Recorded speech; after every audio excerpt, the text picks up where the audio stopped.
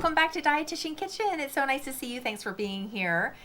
Today we're going to stick with the theme of beans, greens, and grains because I had a little epiphany that beans, greens, and grains can be the antidote or the balance to salt, fat, and sweet, the foundation of the standard American diet, and yes, for a lot of flavor. But there is lots of room for us to add vegetables, fiber-rich foods into our diet, so that's what I want to focus on today.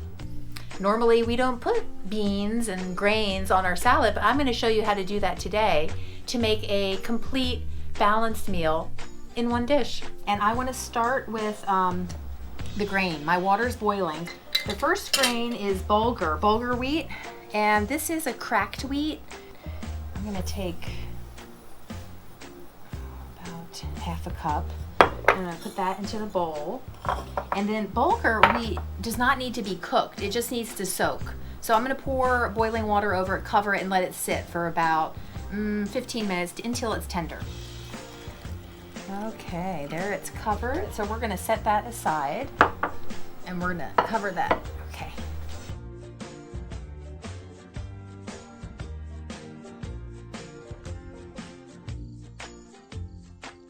I did these chickpeas last night. I did them in the pressure cooker. This is a great example and opportunity to see how you can do some batch preparation when you have time. Maybe it's Saturday morning, Sunday morning, maybe it's one evening. You can clean and tear up your greens and store them.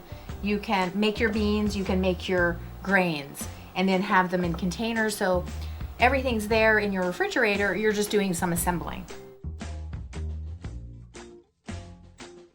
Cannellini beans, Great Northern beans, whatever bean you prefer, they're all good. You do want to look at the salt content. This is the no salt version. That's the best to buy because you can always just add your own salt or celery for flavor. This one has 90 milligrams. That's 4% daily value. And we say anything under 5% daily value, that's per serving, is low. So that's okay.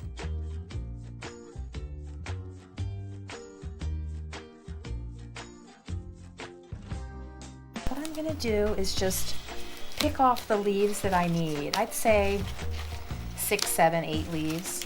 I make my salad like this every morning in between making coffee and oatmeal. And by the time those two things are done, my salad's done, almost always. And so I just chop up this lettuce. And this looks, I'd say this is about 2 cups. How do we know that? Like 2 fists worth? It's about that. But that's about a cup, just a kind of visual estimation. And yeah, that fits in there nicely.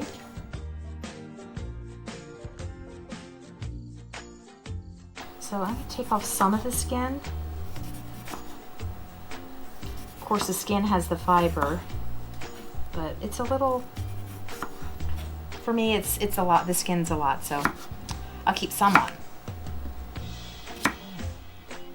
And I like the idea of kind of a diced salad in this container, so go ahead and cut these couple more times. Okay, and put those there. I'm gonna grate a little beet for our salad here. Okay, we're gonna grate that guy too. That's about a cup there. Oh boy, that's looking good. All right, got this. I think a little green onion is essential in the salad. It just gives it, unless of course you don't like them, then obviously skip them. It just gives it that little oomph, more dynamic in flavor. Okay. Distribute those.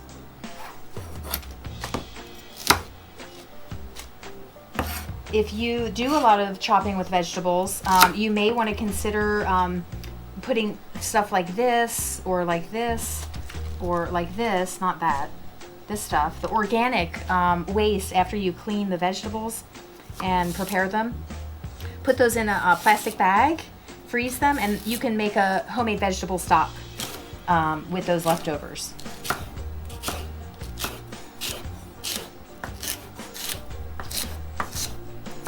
So celery is such an amazing addition. Okay, so then now we will add a little bit of tomato, as tomatoes are in season right now. And however you like to cut yours. Normally I get the smaller cherry tomatoes, but since tomatoes are in season right now, these are some local ones. And that will add a lot of good flavor, a little juice in there. So what I'll do, so this was soaking in water. I'm just gonna drain it in the colander there and put that in. So I'd say serving size for beans is about half a cup. Okay. Put those. I find the avocado is what really makes the salad good.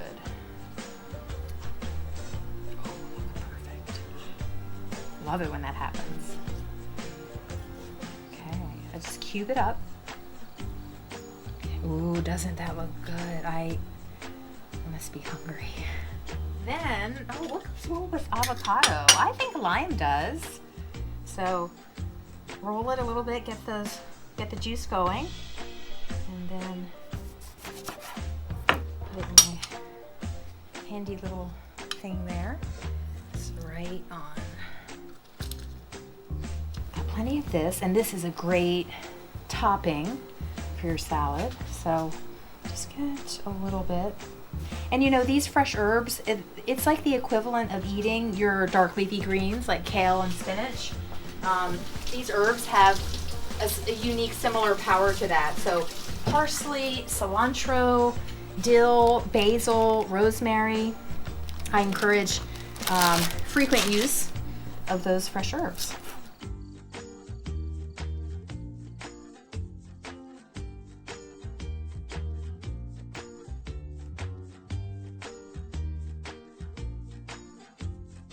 So just sprinkle these on at the end. Okay, there you go. And if you think about oil, oil is an extract. For example, from sunflower. You can have sunflower oil, or from olives. Let's think about going to the source of the extracted oil. And I think in this case is sunflower, roasted, toasted to create more flavor, is a great solution. And then here you go, taken to work. I'm like, oh yeah, that looks so good. I can't wait for that. I can't wait for lunch. And after a few hours, opening that up, the lime juice, all the vegetables together, it kind of starts to marinate, starts to marry, and just kind of get in there, mix around a little bit. Oh my gosh, this is hearty. All right, let's try it.